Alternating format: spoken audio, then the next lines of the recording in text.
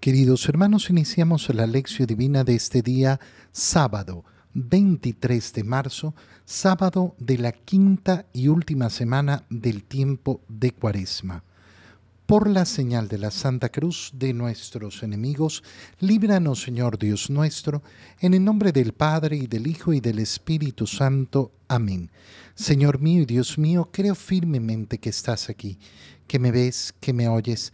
Te adoro con profunda reverencia, te pido perdón de mis pecados y gracia para hacer con fruto este tiempo de lección divina. Madre mía Inmaculada, San José, mi Padre y Señor, Ángel de mi guarda, interceded por mí. En la primera lectura de este día sábado, leemos el libro del profeta Ezequiel, capítulo 37, versículos 21 al 28. Esto dice el Señor Dios: voy a recoger de las naciones a donde emigraron a todos los israelitas. De todas partes los congregaré para llevarlos a su tierra. Haré de ellos un solo pueblo en mi tierra, en los montes de Israel. Habrá un solo rey para todos ellos, y nunca más volverán a ser dos naciones ni a dividirse en dos reinos. Ya no volverán a mancharse con sus ídolos, sus abominaciones y con todas sus iniquidades. Yo los salvaré de las infidelidades que cometieron y los purificaré. Ellos van a ser mi pueblo y yo voy a ser su Dios. Mi siervo David será su rey y todos ellos no tendrán más que un pastor. Cumplirán mis mandamientos y pondrán por obra mis preceptos. Habitarán en la tierra que di a mi siervo Jacob y en la que habitaron los padres de ustedes, y ahí vivirán para siempre ellos, sus hijos y sus nietos. Mi siervo David será su rey para siempre. Voy a hacer con ellos una alianza eterna de paz. Los asentaré, los haré crecer y pondré mi santuario entre ellos para siempre. En medio de ellos estará mi templo. Yo voy a ser su Dios y ellos van a ser mi pueblo. Las naciones sabrán que yo soy el Señor, que santifica a Israel, cuando vean mi santuario en medio de ellos para siempre. Palabra de Dios. La restitución del reino de Israel. ¿Dónde se producirá esto? ¿Cómo se producirá esto? ¿O se ha producido ya? Bueno, en una medida se ha producido ya el cumplimiento de esta profecía. Por eso vivimos en la nueva alianza. Y uno se pregunta, bueno, pero ¿y dónde está entonces la restitución de ese pueblo de Israel con un solo rey?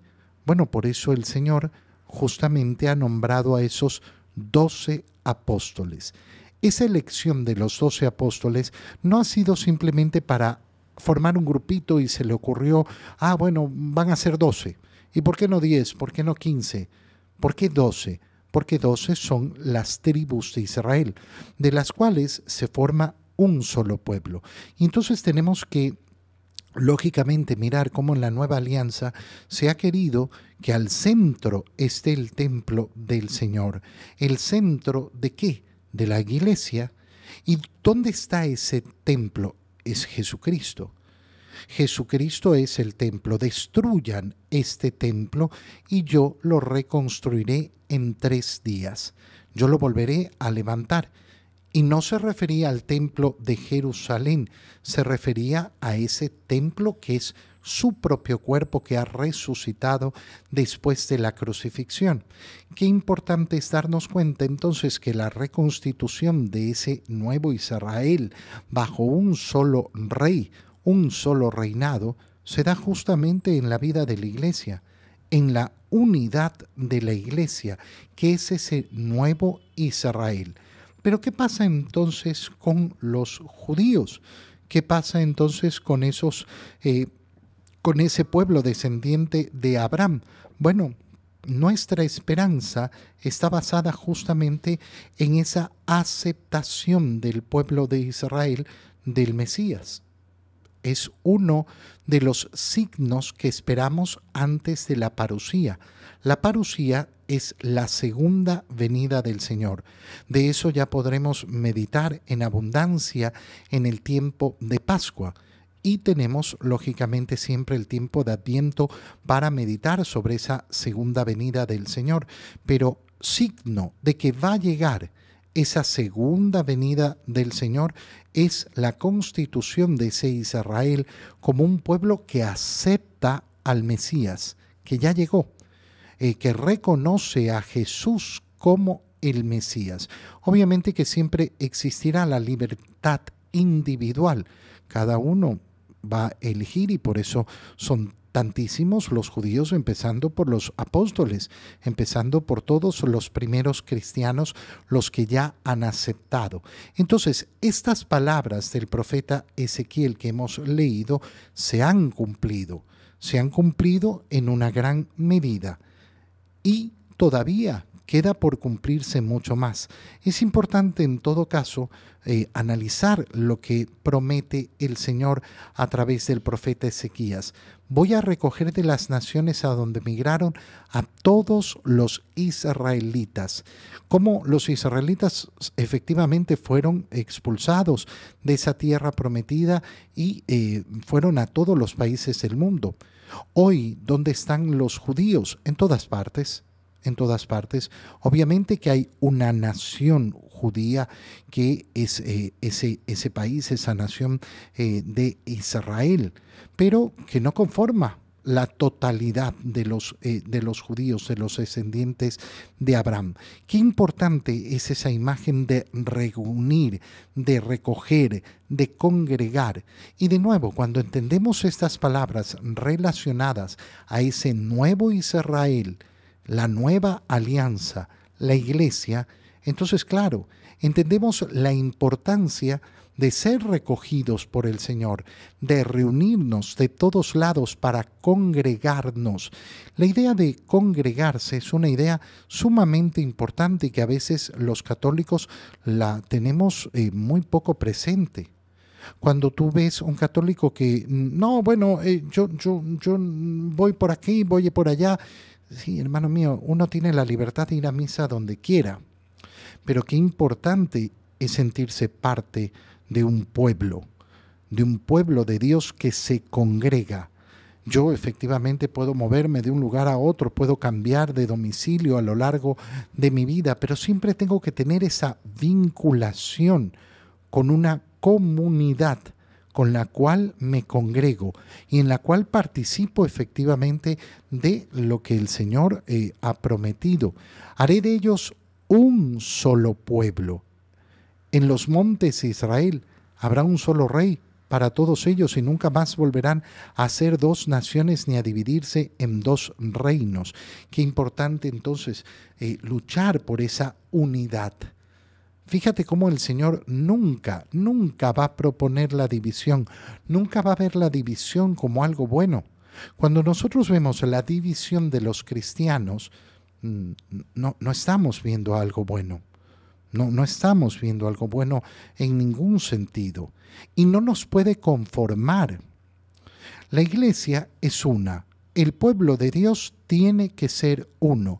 Los discípulos de Cristo tienen que ser uno.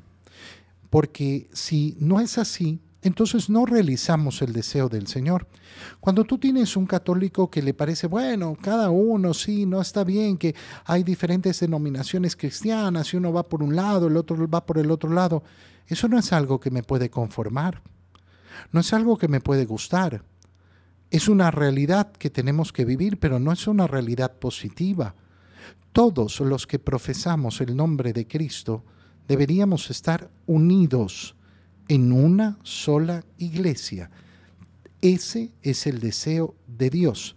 Obviamente no va a existir esa unión mientras no aceptemos a la iglesia, mientras no aceptemos lo que ha hecho el Señor y el modo en que lo ha hecho el Señor. Pero por eso es importantísimo no conformarnos y no decir, bueno, da lo mismo. No da lo mismo. La unidad tiene que ser trabajada. Cristo ha muerto en la cruz pidiendo al Padre que nosotros seamos uno. Y por eso tenemos que luchar siempre por esa unidad de la iglesia. No tenemos que ver como enemigos a los cristianos que no están dentro de la iglesia, ¿no? Tenemos que verlos justamente como esos hermanos a los cuales queremos acoger y queremos abrir los brazos. ¿Para qué? Para que se elimine esa división que no hace otra cosa que destruir la identidad cristiana. En el Evangelio, leemos el Evangelio de San Juan, capítulo 11, versículos 45 al 56. En aquel tiempo muchos de los judíos que habían ido a casa de Marta y María, al ver que Jesús había resucitado a Lázaro, creyeron en él. Pero algunos de entre ellos fueron a ver a los fariseos y les contaron lo que había hecho Jesús. Entonces los sumos sacerdotes y los fariseos convocaron al Sanedrín y decían: ¿qué será bueno hacer? Ese hombre está haciendo muchos prodigios. Si lo dejamos seguir así, todos van a creer en él. Van a venir los romanos y destruirán nuestro templo y nuestra nación. Pero uno de ellos, llamado Caifás, que era sumo sacerdote aquel año, les dijo: ustedes no saben nada. ¿No comprenden que conviene que un solo hombre muera por el pueblo y no que toda la nación perezca? Sin embargo, esto no lo dijo por sí mismo, sino que siendo sumo sacerdote aquel año, profetizó que Jesús iba a morir por la nación, y no solo por la nación, sino también para congregar en la unidad a los hijos de Dios que estaban dispersos. Por lo tanto, desde aquel día tomaron la decisión de matarlo. Por esta razón Jesús ya no andaba públicamente entre los judíos, sino que se retiró a la ciudad de Efraín, en la región contigua al desierto, y allí se quedó con sus discípulos. Se acercaba la Pascua de los judíos, y muchos de las regiones circunvecinas llegaron a Jerusalén antes de la Pascua para purificarse. Buscaban a Jesús en el templo y se decían unos a otros: ¿qué pasará? ¿No irá a venir para la fiesta? Palabra del Señor. Qué hermoso es ver cómo concluye el tiempo de Cuaresma con la lectura que acabamos de hacer. ¿Por qué?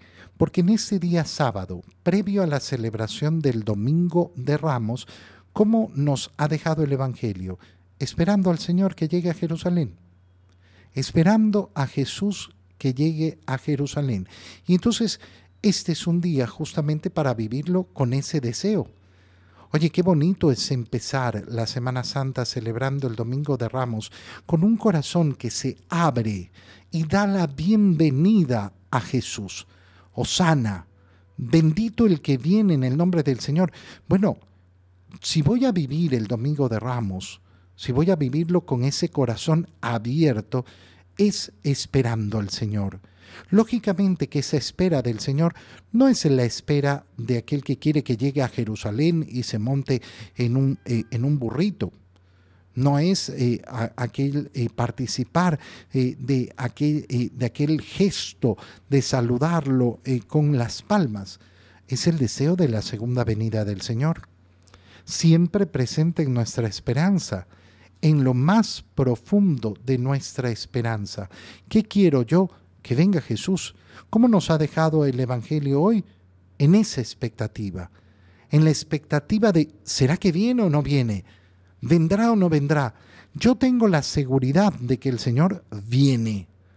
No a Jerusalén hace 2000 años. No, que viene. Su segunda venida. Y aprovecho entonces la celebración del Domingo de Ramos para decirle al Señor eso. ¡Qué alegría tengo de imaginar el día de tu llegada! No tengo miedo de tu llegada, tengo ansias de tu llegada. Quiero que vengas. ¿Cómo empieza el Evangelio que hemos leído? Se reúne el Sanedrín a discutir ¿qué cosa? Lo que Jesús había hecho. ¿Qué había hecho? Ha resucitado a Lázaro y muchos creyeron en él. Otros van a ver a los fariseos y les cuentan lo que ha hecho Jesús. Se reúnen entonces los sacerdotes y los fariseos en el Sanedrín. El Sanedrín es el consejo mayor de los judíos, el consejo de gobierno de los judíos. ¿Qué será bueno hacer?, se preguntan. ¿Por qué? Porque este hombre está haciendo muchos prodigios y si lo dejamos seguir así, todos van a creer en él. Qué cosa más rara el modo de razonar que tienen estas personas. ¿Qué será de hacer? Bueno, ¿qué será de hacer? Creer en él, pues. Te están contando que ha resucitado a uno que estaba muerto, a uno que llevaba más de 3 días ya muerto, que estaba en la sepultura. ¿Quién tiene el poder para hacer eso? Por eso el día de ayer leíamos cómo el Señor nos decía, oye, si no me quieren creer a mí, si no quieren creer en mis palabras, por lo menos crean en las obras, por lo menos crean en los milagros, pero no. Y fíjate cómo el tema de creer en Él ni siquiera está presente. No se están preguntando, oye, ¿será que este es el Mesías? Ha resucitado a un muerto. Mira los prodigios que hace. No, ellos ya han determinado que no van a creer en él. ¿Cuál es su preocupación? Su preocupación es que la gente crea en él y que entonces vengan los romanos y destruyan el templo y la nación. ¿Por qué? Porque tienen una figura de Mesías totalmente equivocada. Totalmente equivocada. Es una visión que ve al Mesías solo como un liberador temporal, un revolucionario que va a liberar al pueblo de la opresión extranjera. Solo pueden imaginar una situación similar con Moisés liberando al pueblo de Israel de la esclavitud de Egipto. No pueden imaginar un ámbito espiritual de ese mesianismo. No les entra en la cabeza. Pero incluso así es de verdad tan penoso el modo de pensar de estas personas. ¿Por qué?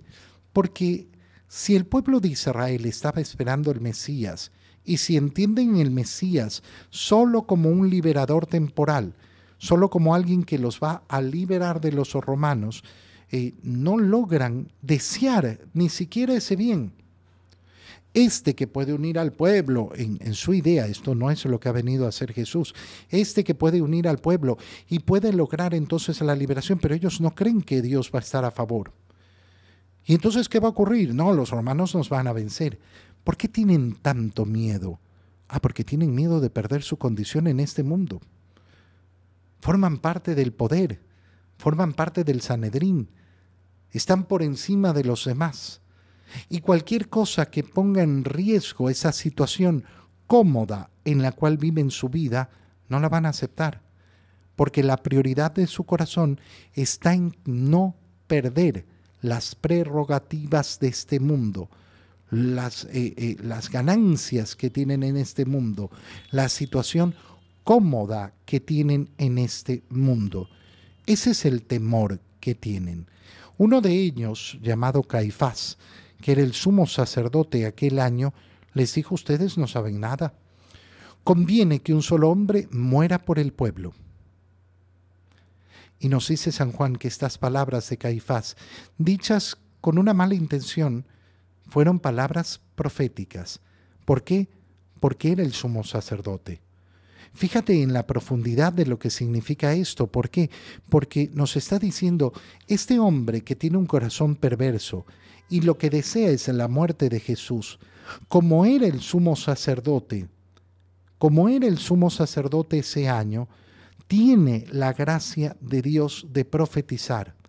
Es decir, que Dios obra incluso en aquel corazón malvado. A través de ese corazón malvado, sí. Y profetizó entonces que Jesús iba a morir por la salvación de toda la nación. Jesús iba a morir por la nación, y no solo por la nación, sino también para congregar en la unidad a los hijos de Dios que estaban dispersos. Fíjate cómo San Juan nos está diciendo entonces, aquello que hemos leído en el profeta Ezequiel en la primera lectura, se cumple en Jesús. Y han sido congregados a través de la muerte de Cristo todos los pueblos. Todos los que crean en Él serán congregados en una sola nación. Te doy gracias, Dios mío, por los buenos propósitos, afectos e inspiraciones que me has comunicado en este tiempo de lección divina. Te pido ayuda para ponerlos por obra. Madre mía Inmaculada, San José, mi Padre y Señor, Ángel de mi guarda, interceded por mí. María, Madre de la Iglesia, ruega por nosotros. Queridos hermanos, reciban mi bendición en este día y que nuestro corazón se prepare para celebrar el Domingo de Ramos en el nombre del Padre y del Hijo y del Espíritu Santo. Amén. Un feliz día para todos.